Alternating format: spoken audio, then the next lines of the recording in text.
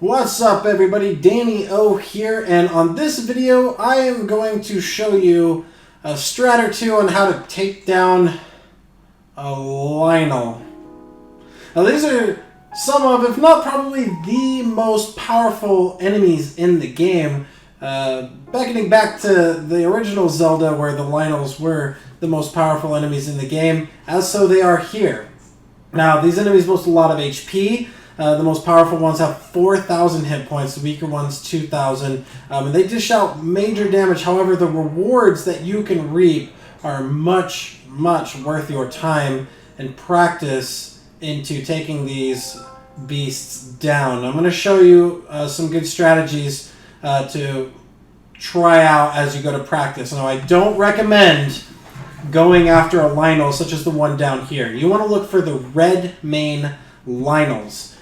Because I've defeated all 4 divine beasts, all the Lynels in my game are going to be ranked up and they're going to be very more powerful. However, there is always one Lynel that you can find, no matter what, no matter how far you progress in the game, that will always be a red mane Lynel, which is where I insist you practice first.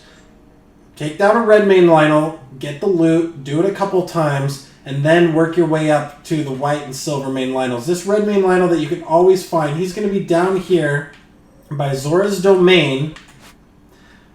Straight to the east is Polymus Mountain. This little flat area right here, you're going to find a red mane Lynel, no matter how far you've progressed in the game. Right there, boys.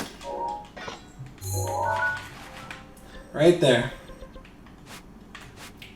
So take that guy down first. I'm going to take down this Lynel here. Is a little bit tougher than a red mane Lynel because we're going to have a little bit more time for him to beat me up, throw me around a little bit, and I'll have a little bit more time to kind of show a couple different strategies on here. There's going to be a couple different techniques. One, I'm going to show you my Whirlwind Barbarian Spin to Win technique, making full utilization out of Urbosa's Fury. And the other one is just kind of stun locking him and juggling him with arrows to the dome. Both techniques work. You can kind of mix and match. On top of that, you always want to be trying to perfect dodge his attacks so you can get in some flurries whenever possible. You can also perfect parry his attacks as well, but that takes a pretty big risk of the Lynels really just melting through your stash of shields, because if they hit your shield and you don't deflect in a perfect timing, chances are they can just one-shot your shield if it's not strong enough.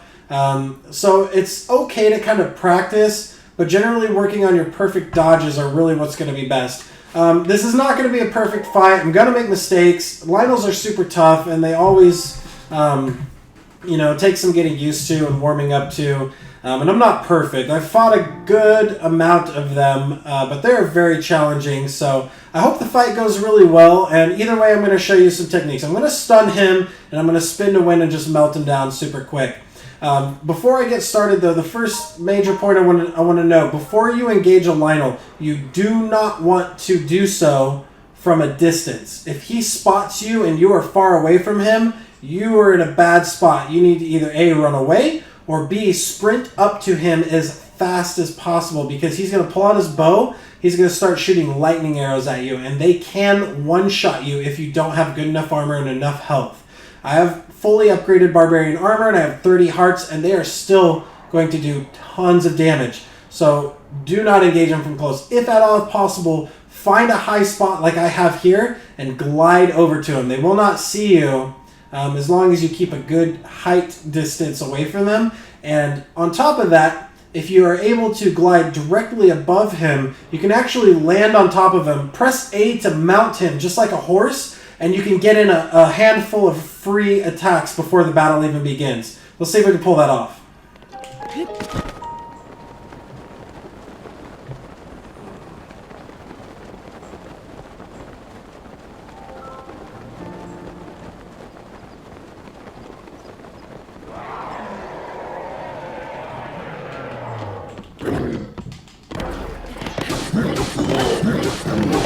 Got 5 attacks. We're going to target him immediately. I'm going to pull out my bow and I'm going to try and stun him. Just like that, right to the face.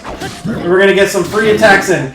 You can juggle this if you're a good shot with the bow. Back up.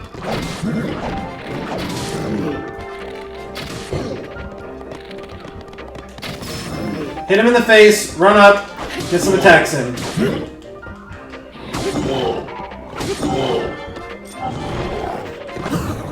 Or you can do a perfect dodge, get a flurry rush in.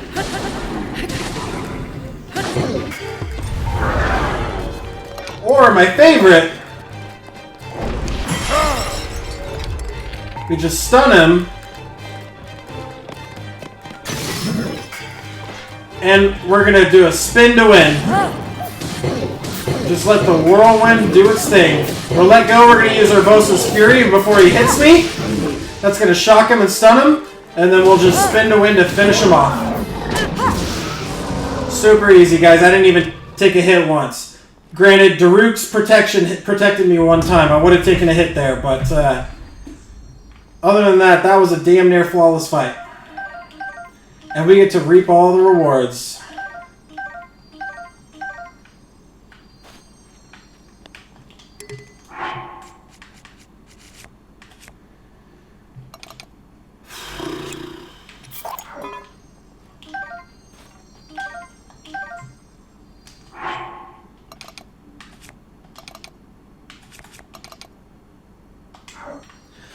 Alright guys, so there you have it. A couple techniques I'm going to recap there. You're going to want to drop down from above to mount him. You do not want to engage him at range. If he does aggro you from a distance, you want to run away or sprint up to him as fast as possible and get in melee range. You want him to put his bow away. You do not want his bow out. You can mount on him to initiate the battle, which I highly recommend because you can just start the battle with a few extra hits on him with your strongest weapon.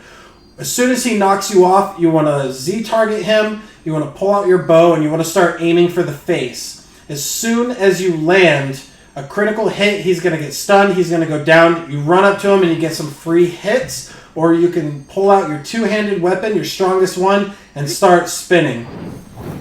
And just do that for as long as you can until you run out of stamina or until he gets up. If you have Urbosa's Fury, let go of the charge before he gets up to hit you, and you will stun lock him again with Urbosa's Fury, allowing you to just wind up for another spin, and you can repeat that. If you don't have Urbosa's Fury, you're going to want to back up, work on perfect dodges, pull out your bow, start looking for critical hits to knock him down to the ground. And of course, reap all the rewards. That Savage Lynel has some of the best weapons and armor in the game, if not the best. We're looking at Savage Lynel swords, boasting up to 77 damage if it rolls an attack up buff. If not, we have a durability up as base 58 attack on a one-handed sword. Extremely powerful. On the two-handed weapon, Savage Lynel Crusher, I have 78 with durability up. If it rolls attack up, we're looking at upwards of 100 plus damage on these weapons. Savage Lynel Spears, critical hit, long throw, didn't roll any attack ups, but 30 base damage on a spear is really good. Better than the Royal Halberds that I have stocked up. For bows, the Savage Lynel bows are nuts good. By default, they have a ×3 multi-shot spread, just like the Forest Dweller's bow, but the durability on these are going to be a lot higher. The damage is going to be a lot higher.